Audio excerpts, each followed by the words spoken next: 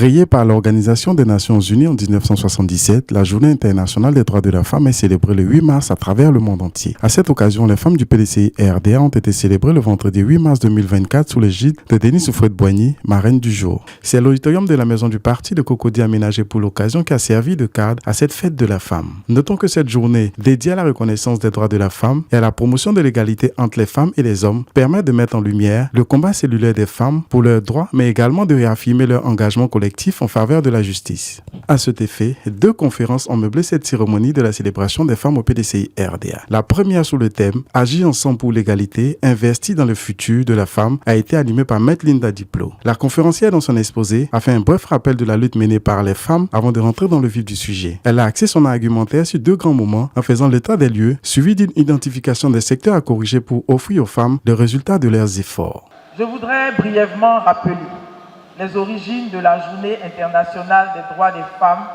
appelée par abréviation la GIF. Ce n'est pas une gifle, mais GIF, J-I-F, qui remonte à la fin du 19e siècle.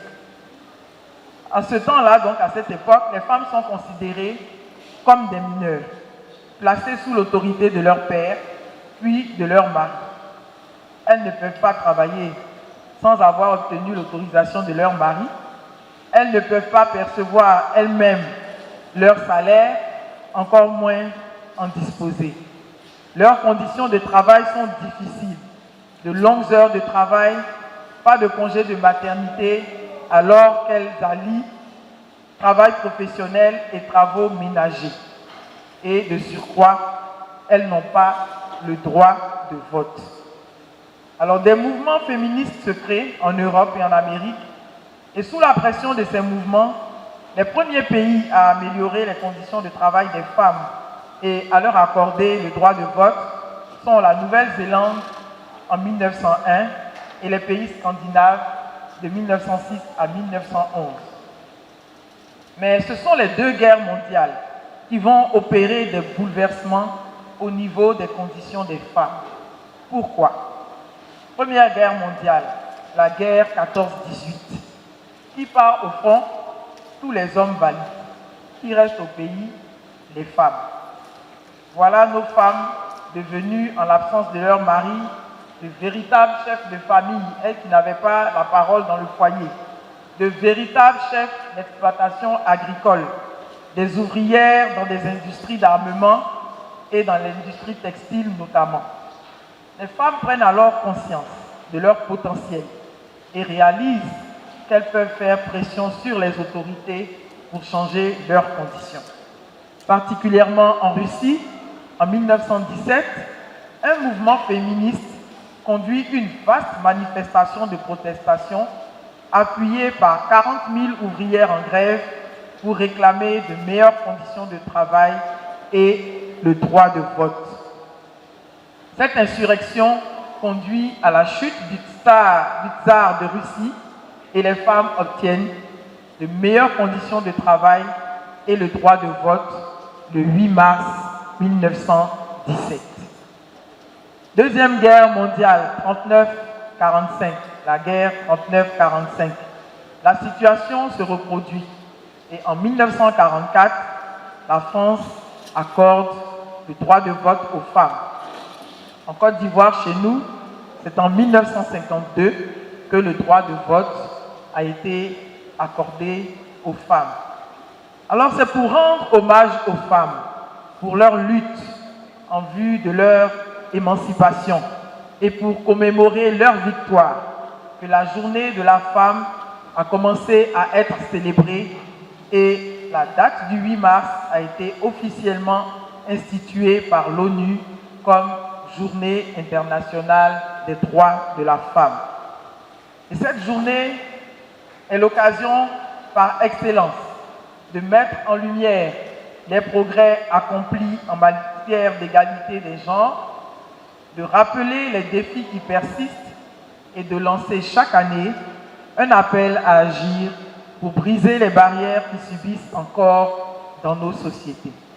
Que faire pour que le futur des femmes soit plus agréable pour elles? Que faire pour que l'émancipation sociale économique et politique des femmes soit une réalité. Alors, investir dans le futur des femmes. Il y a 5 domaines spécifiques dans lesquels je pense que des efforts particuliers doivent être faits pour améliorer le futur des femmes. Ces 5 domaines sont l'éducation, la santé, l'économie, les violences basées sur le genre et la participation à la vie politique. Le premier de ces domaines est donc l'éducation. L'éducation et la formation professionnelle. L'école qui a vocation à dispenser l'éducation reste le lieu par excellence où il faut donner aux jeunes garçons et aux jeunes filles les mêmes leviers pour s'insérer dans la société et les mêmes chances pour réussir dans la vie. Il ne faut pas tolérer qu'un enfant ne soit pas inscrit à l'école. Et il faut tolérer moins encore que les jeunes filles déjà trop discriminées par rapport à l'école dans les pays sous-développés continuent d'être maintenues dans cette situation. Dieu merci, l'école est obligatoire dans notre pays de 6 à 16 ans. Mais je sais que des freins existent en grand nombre. Il faut payer des livres, des vêtements, parfois même payer des droits pour pouvoir passer les examens. C'est un sacrifice que beaucoup de parents consentent avec courage. Malheureusement, tous ne le consentent pas encore. Les parents très pauvres trouvent parfois plus utile de garder leurs enfants avec eux pour qu'ils travaillent à la maison, au champ, à l'atelier. Et souvent, leurs filles sont les plus grandes victimes de cette décision terrible. On entend parfois des parents dire que les filles n'ont pas besoin d'être instruites parce que leur avenir est de se marier et de rester à la maison.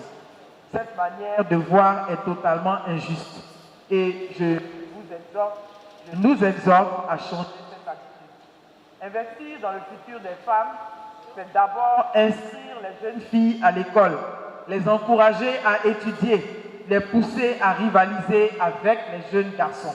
L'école, c'est le premier outil donné à un enfant pour conquérir son avenir et sa vie. Je dirais que c'est un des premiers outils. Donc ne privons pas nos filles de ce moyen de devenir demain des femmes épanouies et indépendantes. La santé. L'exposition à des difficultés de santé est plus importante chez les femmes que chez les hommes. Risque de grossesse précoce et non désirée, infection par le VIH et par d'autres MST, avortement à risque et complications liées à la grossesse et à l'accouchement sont des situations que les femmes sont seules à subir. Savez-vous qu'encore aujourd'hui, une femme meurt toutes les minutes de chaque jour des complications liées à la grossesse et à l'accouchement? L'OMS estime à 600 000 le nombre de femmes qui meurent chaque année de ces complications et à 8 millions les cas de handicap liés à la grossesse. Pourquoi cela? Tout simplement parce que les femmes ne disposent pas d'un accès égal aux soins de santé et particulièrement à des soins obstétriques permettant de leur sauver la vie.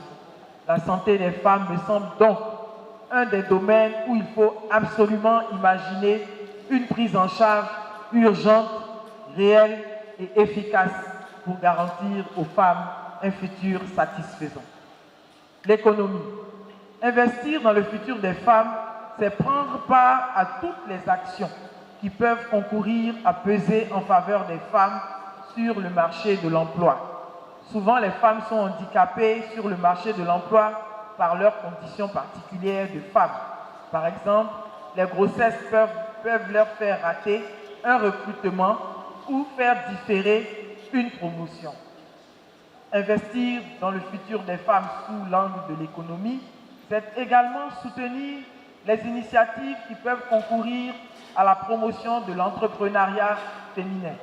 Cela peut passer par la mise en place de fonds d'investissement dédiés aux entreprises fondées par des femmes. Des fonds qui offrent des capitaux de démarrage, qui financent des formations en gestion des entreprises et qui favorisent l'accès des femmes à des réseaux de mentorat pour les accompagner dans leur parcours entrepreneurial. En soutenant les femmes entrepreneurs, on investit dans la diversité économique. Et il n'y a pas meilleure façon de répondre aux besoins spécifiques des femmes et des familles.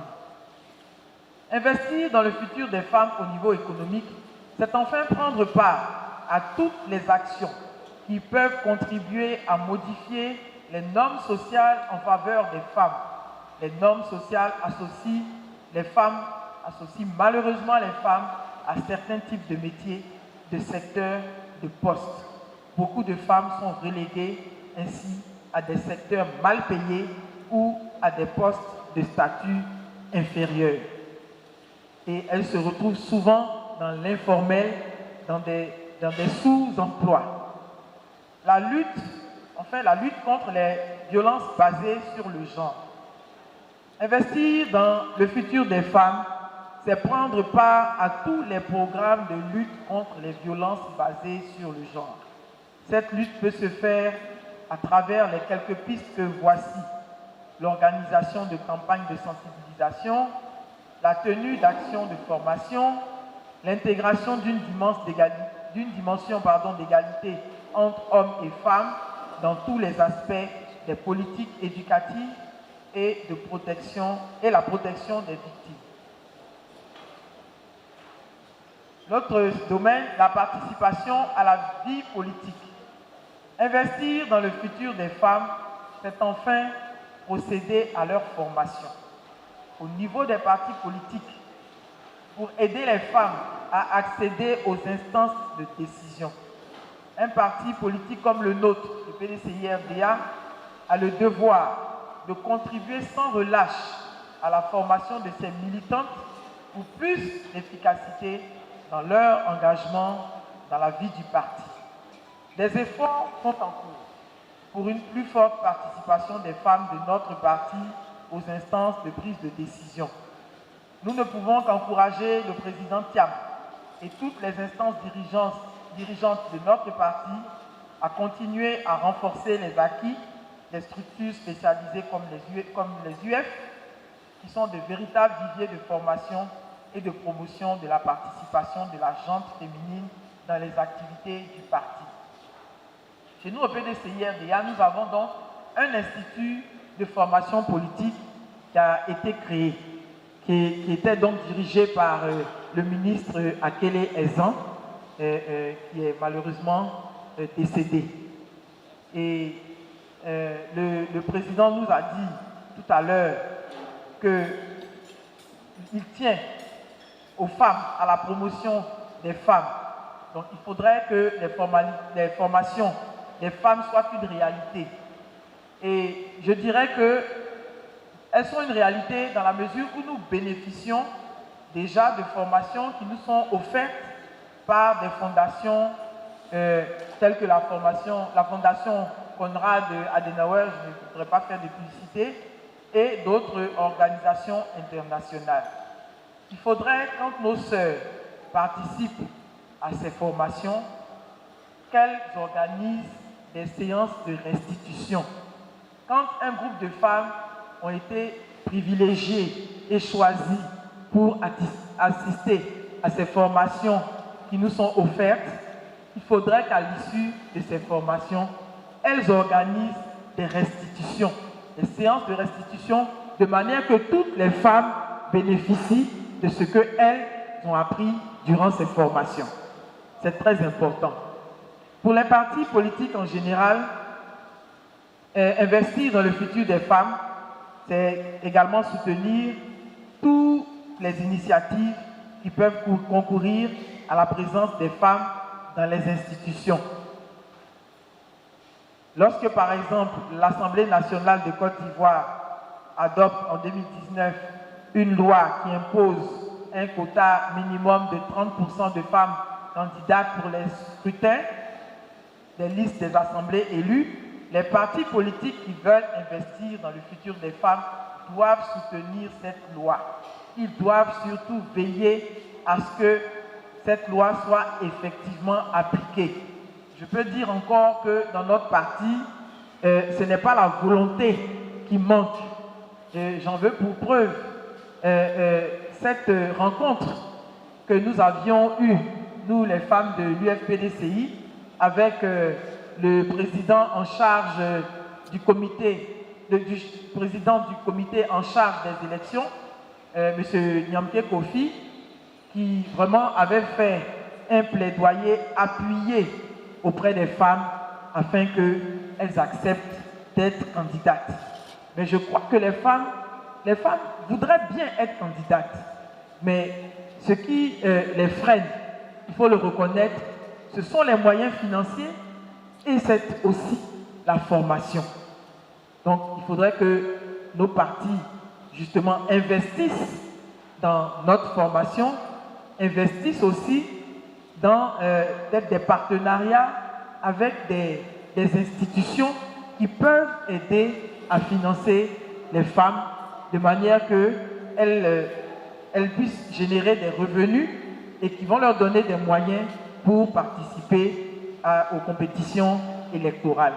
La seconde conférencière en la personne de Ndia Marie, quant à elle, a exposé sur le thème « Agir pour l'égalité et renforcer les institutions ». Elle s'est apaisantie sur les recommandations facteurs essentiels pour la réussite des femmes en société. Et pour terminer ses propos, elle a fait des doléances au président du PDCI RDA. Je voulais dire d'abord qu'avant toute chose, je tiens à souligner que la femme dans sa vie quotidienne est vouée à prendre soin des autres. En tant que génitrice, elle s'investit jusqu'à la dernière once d'énergie pour le bien-être de sa famille et de son entourage, cherchant constamment à améliorer leur cadre de vie. La femme est pratique, elle est pragmatique, elle est polyvalente, elle est multitâche et elle se soucie de toutes les questions transversales. Alors pour vous réveiller un peu, j'estime que quand une femme sort de chez elle le matin, elle a prévu ce qu'on va manger à midi, elle a prévu ce qu'on va manger le soir. Elle n'est pas là.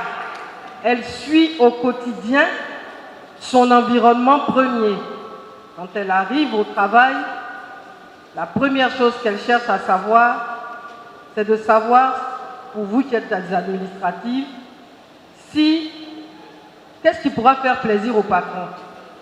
Donc naturellement, la femme s'occupe des autres. Or, la politique, c'est l'organisation et la gestion de son environnement.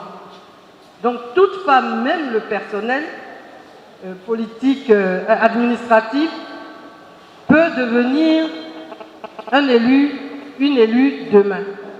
Parce que naturellement, nous avons ces aptitudes. Les Nations Unies ont fixé à 30% le minimum de femmes permettant une véritable prise en compte de leurs besoins dans la définition des politiques publiques. La Côte d'Ivoire, et j'ai eu la chance, et je pense que la grande sœur est là aussi, parce qu'elle est là depuis près de 5 mandats, si je ne me trompe. Nous avons eu la chance de voter cette loi en 2019, la loi sur la représentation des femmes dans les organes parlementaires et politiques. Dans notre tradition, vous savez que souvent les chefs vous disent « je vais réfléchir sur la question posée, je vous donnerai une réponse demain » parce qu'il va consulter sa femme. J'ai raison? Voilà. Et puis il vient donner la réponse le lendemain. Donc nous sommes à toutes les prises de décision, même si c'est voilé. Le plus difficile pour la femme politique, c'est l'accompagnement. Ce que j'appelle l'accompagnement, messieurs, fermez les oreilles parce que là on parle en femme, c'est le copain, le conjoint, le compagnon, le mari qui parfois n'accepte pas que la femme s'exprime.